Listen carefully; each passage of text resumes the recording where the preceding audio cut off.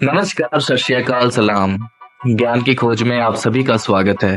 तो दोस्तों, आपने मेरठ में हुए सौरभ हत्याकांड के बारे में तो सुना ही होगा, जिसकी खबरें सोशल मीडिया पर काफी तेजी से वायरल हो रही हैं। मेरा ये वीडियो बनाने का मकसद ये है कि आपने इस केस के बारे में बहुत सी खबरें देखी और सुनी हैं, जिनमें से कुछ झूठ और कुछ सच है। मैं चाहता हूँ कि इसकी जानकारी आपको सही मिले, इसलिए दोस्तों बिना समय खराब किए आज की वीडियो शुरू करते हैं। ये कहानी शुरू होती है साल 2015 से, जब सौरभ और मुस्कान की मुलाकात हुई। धीरे धीरे मुलाकातें दोस्ती में बदली और दोस्ती प्यार में। 2016 में आकर इन दोनों ने शादी कर ली। शादी के कुछ ही वक्त बाद इनके घर एक प्यारी सी बेटी ने जन्म लिया।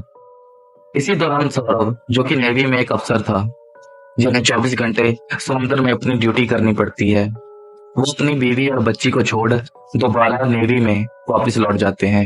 मेरठ में ये एक छोटा सा परिवार किराए के मकान में रहता था। वहीं सौरभ जब अपनी बीवी और बच्ची को छोड़ नेवी में वापस दोबारा लंदन गया, तो पीछे मुस्कान अकेली पड़ गई। कहने को तो मुस्कान की मुलाकात साहिल से सौरभ के लंदन जाने के बाद हुई, लेकिन ऐसा नहीं था। साहिल मुस्कान का स्कूल फ्रेंड भी था, जिसे हम ये कह सकते हैं कि मुस्कान सौरभ से पहले ही साहिल के टच में थी। लेकिन जब सौरभ के जाने के बाद मुस्कान अकेली पड़ गई, तो साहिल ही एकमात्र सहारा था जो कि मुस्कान के काम आया, जिस कारण इनके रिश्ते और गहरे हो गए। पति की पीठ पीछे जब मुस्कान साहिल से मिलती थी, तो आपस में ये मिलकर ड्रग्स भी लेते थे, जिसे मैं कत्ल का सबसे बड़ा हथियार मानता हूँ, क्योंकि नशा ही एकमात्र ऐसी चीज है जो कि इंसान की बुद्धि को जीरो कर देता है, जिससे वो अपने सोचने और समझने की शक्ति खो देता है। इसी दौरान जब सौरभ लंदन से वापस आता है, तो साहिल और मुस्कान की मुलाकातें भी बंद हो जाती हैं। सौरभ के चलते ना तो ये दोनों मिल सकते थे और ना ही ये दोनों आपस में नशे कर सकते थे। इसी के चलते 28 फरवरी को मुस्कान का जन्मदिन भी आ जाता है, जिस दिन इन दोनों ने मिलकर ये प्लान बनाया कि किस तरह हम सौरभ को अपने रास्ते से हटाएंगे। अब वो दिन आता है जिस दिन इन दोनों ने मिलकर सौरभ की हत्या की। 4 मार्च रात के वक्त, जब सौरभ अपना खाना खाकर अपने कमरे में सोने के लिए चला गया।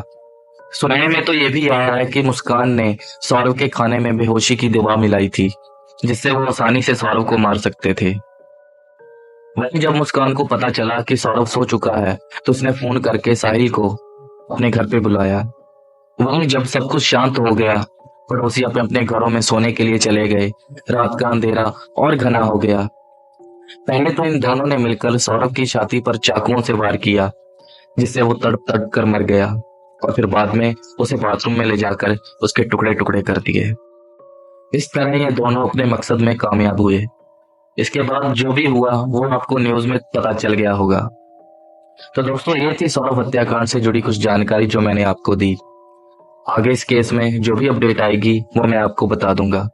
तो चलिए दोस्तों, आज की वीडियो हम यही खत्म करते हैं और मिलते हैं किसी अगली वीडियो में। सत श्री अकाल।